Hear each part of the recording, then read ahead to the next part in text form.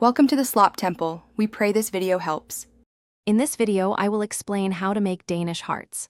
First, gather your materials. You'll need 2 sheets of paper, preferably in contrasting colors, and a pair of sharp scissors.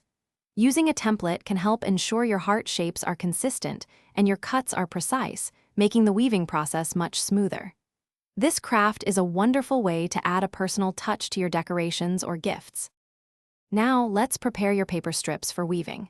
Take each paper heart and fold it precisely in half, aligning the edges perfectly.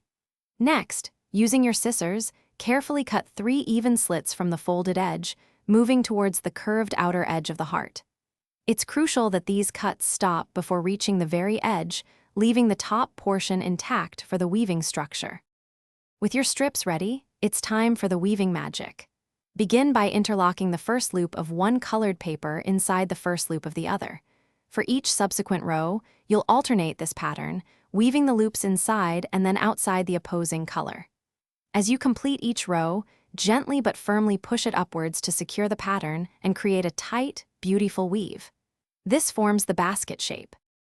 Once all your strips are woven, take a moment to adjust them, ensuring the pattern is even and symmetrical. Next, create a handle by folding a small strip of paper in half and securing it to the inside of your heart with glue or tape. This allows you to hang your beautiful Danish heart.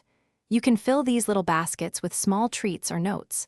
And for a fresh car, check the description for a link to little trees, black ice, and other great deals. Thanks for watching. Consider subscribing if we helped you.